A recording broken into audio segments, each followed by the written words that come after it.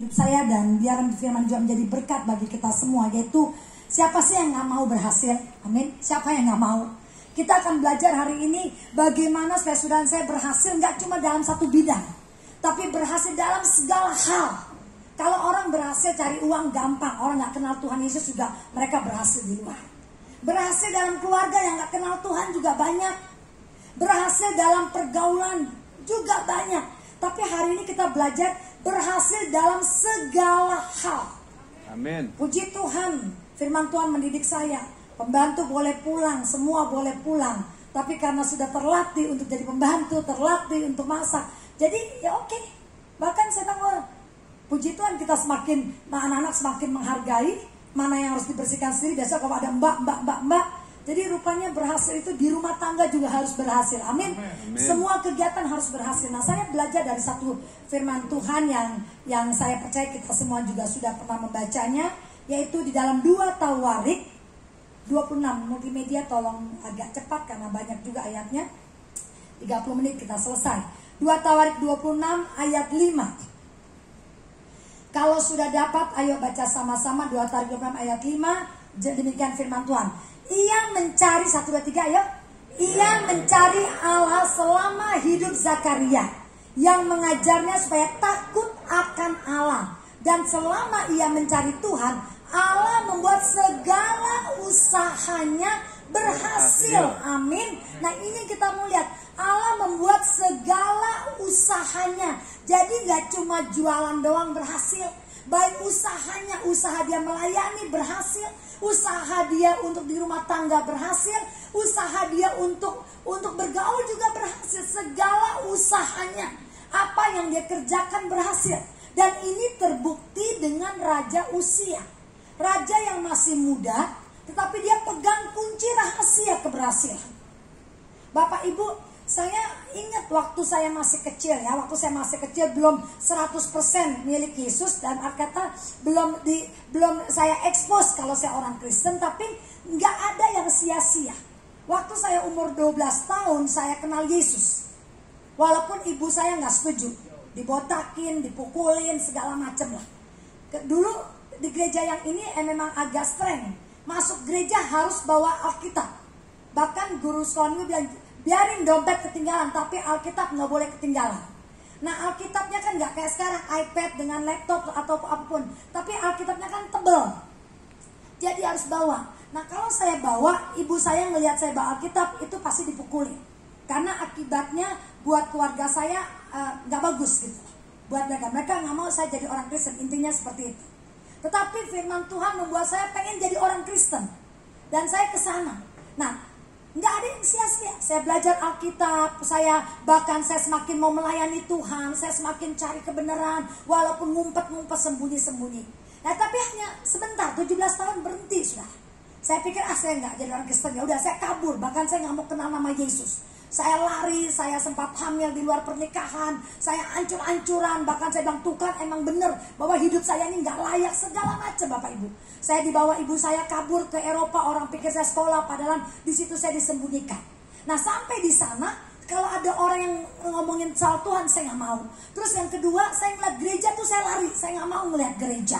Bahkan saya semakin, tapi ini suara pengen saya cari Tuhan terus, itu ada terus. Sampai saya benar-benar keras kepala, saya nggak mau yang kenal nama Tuhan Yesus.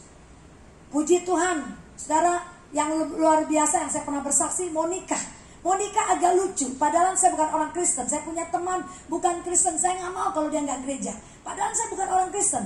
Waktu sama suami saya kasih persyaratan, pokoknya harus nikah gereja. Nah, suami saya bilang, emang kamu orang Kristen? Nggak tahu. Saya nggak bilang iya, nggak bilang enggak. Pokoknya nikah gereja. Cuma satu, saya pengen suami saya nikah gereja karena satu, saya nggak mau berzina. Saya pikir kalau saya belum nikah gereja saya berzina. Yang kedua, saya bilang kalau saya nikah gereja saya nggak bakal diceraiin.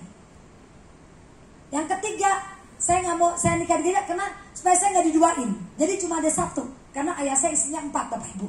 Jadi saya pikir kalau saya nikah gereja saya steril, nggak bakal.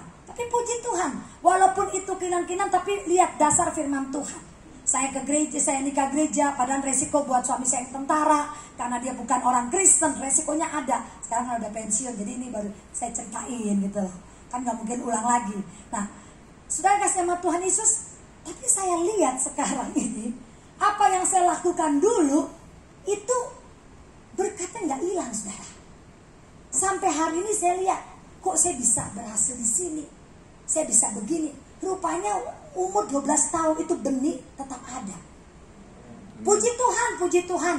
Walaupun suami saya bukan orang Kristen, tahun 91 saya dijamah Tuhan Yesus. Tepuk tangan dong buat Tuhan Yesus. Dan puji Tuhan, 2003 Pak Konrad sebagai gembala mengajak saya untuk naik ke mimbar. Saya sudah belajar Alkitab 91, saya wah mati-matian, bahkan kalau sama lah kayak saudara, cinta mula-mula cari Yesus. Sekolah Alkitab yang diadakan Pak Konrad, saya ikut yang di Tomang. Saya ikut siswa pertama, saya ikut dengan Pak Ed, saya ke sana sama-sama melayani. Terus akhirnya saya nggak mau berhenti. Selesai dari sekolah Alkitab, saya ambil mentor sendiri private sampai hari ini. Saya kursus Alkitab dari tahun 97. Saya belajar Alkitab, saya nggak mau berhenti. 2003 dipercayakan Pak Konrad naik ke mimbar sampai hari ini. Tepuk tangan buat Tuhan Yesus. Sampai hari ini. Dan semakin saya belajar Alkitab, semakin pengen tahu siapa Yesus, semakin saya deep. Walaupun suami saya bukan orang Kristen, saya bilang iman saya nggak mau berubah. Suami saya pasti sama-sama naik firman, naik menjadi hamba Tuhan. Bahkan anak-anak saya masih kecil. Saya bilang sama suami, saya kan bisa juga pelajaran sana. Saya bisa, kalau dari kecil saya di sana. Tapi saya bilang sama suami, boleh ya aku didik sebagai kenal Yesus ya. Waktu saya kenal Yesus walaupun ngumpet-ngumpet, jadi komandannya pada bingung semuanya. Ini kan bukan orang Kristen, jadi saya selalu ngumpet-ngumpet jadi orang Kristen. Pulang gereja dijemput sama suami karena supaya gak ketahuan ke gereja. Tapi anak-anak saya didik. Anak saya yang tertua, saya didik untuk kenal Yesus. Saya doakan, bahkan saya berdoa, dan saya memang doanya selalu pakai suara. Jadi dengar suara, suami saya juga, dan saya suka nyembah, saya suka nyanyi, saudara. Jadi suami saya juga walaupun belum Kristen, udah tahu lagu rohani, walaupun dengar suara saya Z minor jadi X minor, ya begitulah hasilnya. Tapi pokoknya dia dengar saya nyanyi. Dan akhirnya hafal kata-kata. Nah akibatnya, saudara, akibatnya saya rasakan. Kalau sekarang saya boleh bekerja, saya boleh punya rumah tangga, saya bilang, Tuhan, yang seharusnya saya nggak mungkin seperti hari ini. Naik jadi sebagai hamba Tuhan, punya rumah tangga, berapa tahun ya masa kita nikah ya? Kayaknya lama banget gitu, panjang banget pokoknya. Pernikahan udah lebih dari 30 tahun, atau 88 sampai sekarang saya menikah. Dan puji Tuhan suami saya tetap satu, Pak Muhammad Henry. Tepuk tangan buat Yesus. Nah, dulu saya pikir nggak mungkin. Saya punya keluarga yang berantakan kayak kapal pecah. Bahkan saya juga bersyukur, saudara, pekerjaan saya bilang, saya mana mungkin kerja bener-bener, saya dulu jual kue, jual spray, tapi sekarang Tuhan kasih pekerjaan. Bahkan saya lihat, setiap saya bicara, Tuhan kasih hikmat, Tuhan kasih kepandaian. Nah hari ini kita belajar, bahwa apa yang Bapak Ibu lakukan, yang waktu saya juga pernah khotbah beberapa minggu yang lalu, gak pernah sia-sia. Semakin kita cari Tuhan, semakin kita melekat dengan Yesus, rahasia-rahasia surga dibuka. Dan rahasia surga dibilang, katakan, saudara dan saya akan berhasil dalam segala hal. Bapak Ibu, saya nggak bercanda, tapi kalau ada mau nyewa boleh, saya jago masak. Sampai mau pesan kue lebaran. Saya bilang kue saya mah, kayak mas ya, kita sebelum jual spare part pesawat, saya jual kue dulu, nastar, putri salju, coklat. Pokoknya saya jual laku. Saya jual juga dulu, jual handuk ya mas ya, laku, spray laku. Terus saya lagi naik lagi, jual spare part pesawat laku. Cuma satu, suami saya nggak pernah saya jual, nggak laku-laku sampai sekarang masih ada nih. Apa yang Tuhan buat, dan sekarang saya ngerti gitu. Terus yang kedua lagi saya bilang, oh ini rupanya kalau kita semakin benar-benar mengasihi Yesus, rahasianya ini keberhasilan dalam segala hal. Pembantu pergi saya bisa masak. Kemarin saya masak dan malam anak-anak saya bilang, waduh enak banget makannya. Bahkan sampai sekarang saya pernah di luar negeri, orang pikir saya sekolah, dan saya jadi pembantu di sana. Tapi nggak rugi, pembantu nggak ada masih bisa nyikat kamar mandi hari ini, bisa semua. Nah, saya lihat dari 2 Tawarik 26, raja usia ini masih muda, tapi dia memang benar-benar takut Tuhan. Hidupnya nyari Tuhan. Jadi raja ini yang usianya muda, dia memang berhasil nggak cuma di dalam sebagai pemimpin, sebagai seorang raja, tapi dia berhasil. Coba Bapak Ibu lihat di dalam ayat 5-nya, lihat ayat 5-nya tadi yang kita baca.